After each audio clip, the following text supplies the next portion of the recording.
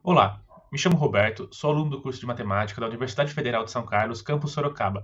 Apresento a vocês esse trabalho da disciplina Fundamentos de Matemática Elementar 1, ministrada pelo professor doutor Renato Fernandes Cantão. Parábolas generalizadas, uma abordagem geométrica e analítica. As parábolas são curvas onipresentes na matemática, presentes desde a geometria à economia. Introduzida no ensino de matemática como o gráfico de uma função polinomial de segundo grau, como todos nós conhecemos, do tipo y igual a x ao quadrado mais bx mais c, ainda que correta e essencial para uma compreensão inicial, tal abordagem é muito limitada, pois só descreve parábolas cujo eixo de simetria é paralelo ao eixo das ordenadas. A parábola é um caso particular de um grupo muito maior de curvas, denominadas seções cônicas. Esse trabalho busca aprofundar essa compreensão, partindo da definição geométrica para deduzir a expressão de uma parábola e, posteriormente, generalizá-la. Bom, os objetivos desse trabalho são apresentar os conceitos fundamentais de uma parábola, diretriz, foco, vértice e eixo, apresentar a dedução teórica da função quadrática a partir da definição geométrica da parábola, expandir essa definição para incluir as parábolas mais gerais com eixos não necessariamente paralelos aos eixos coordenados, ilustrar a expressão matemática obtida para parábolas generalizadas com exemplos. Bom, falando brevemente, a metodologia desse trabalho visa aprofundar o estudo de parábolas partindo de sua definição geométrica, passando pela definição e dedução da sua função quadrática tradicional e até chegar à sua generalização. E através das transformações de translação e rotação, a pesquisa visa obter a equação geral das cônicas, ilustrando a versatilidade dessas curvas por meio de alguns exemplos. Bom, definição. Parábolas é o conjunto de todos os pontos do plano que são equidistantes de um ponto fixo, chamado foco, e de uma reta fixa, chamada diretriz. O foco, como podemos ver na imagem 1, é o ponto A, é o ponto fixo. Ele é crucial para a formação da parábola, pois todos os pontos da curva mantêm a mesma distância até ele e até a diretriz. E a diretriz é a linha fixa. Assim como o foco, ela é um elemento definidor da parábola. O vértice é o ponto da parábola que está exatamente no meio entre o foco e a diretriz. É o ponto mais próximo de ambos. E o eixo da parábola é a linha reta que passa pelo foco, pelo vértice, sendo perpendicular à diretriz. Ele é o eixo de simetria da parábola. Agora, falando da equação padrão, dados um ponto P, x0, y0, uma reta R, no caso diretriz AX mais BY menos C igual a zero, sabemos que a distância de P a R é dada por esta fórmula, que é o módulo de AX0 mais BY0 menos C sobre raiz de A ao quadrado mais B ao quadrado. Assumimos que o A, o foco, tem as coordenadas 0 e C sobre B. Se isolarmos aqui o y na diretriz, chegaremos neste valor aqui, nessa razão C sobre B. Temos que a distância de P a R é equidistante à distância de P a A, por definição.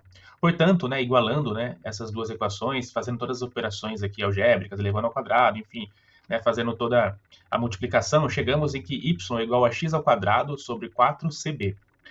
Assumimos que 2cb é igual a P, um parâmetro, que P é a distância do foco à reta diretriz. Assumindo isso, chegamos às seguintes equações. Y igual a x ao quadrado sobre 2p, quando o eixo de simetria da parábola é paralelo ao eixo y, e x igual a y ao quadrado sobre 2p, quando o eixo de simetria é paralelo ao eixo x. Se p é maior que zero, a parábola se abre para cima, se p é menor que zero, a parábola se abre para baixo. Uma transformação que merece destaque é o movimento de translação. É um conceito muito utilizado em transformações geométricas. Refere-se a um movimento em que cada ponto de um objeto é movido ou transladado na mesma direção e pela mesma distância.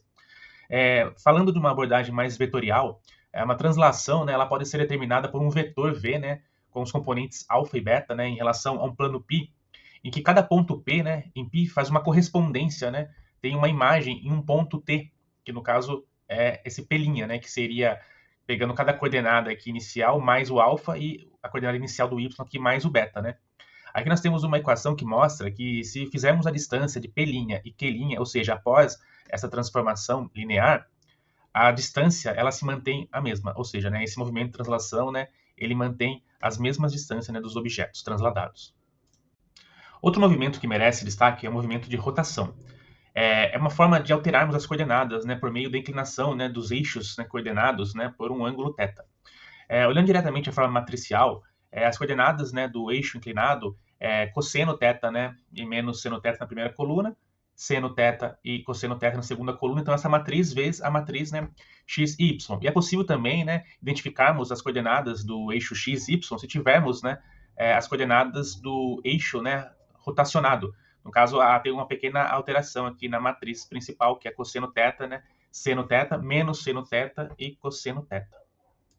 Equação generalizada, né? Por meio das equações canônicas da parábola, é possível deduzir a equação generalizada, né? Que também é conhecida como um caso específico da equação geral das cônicas.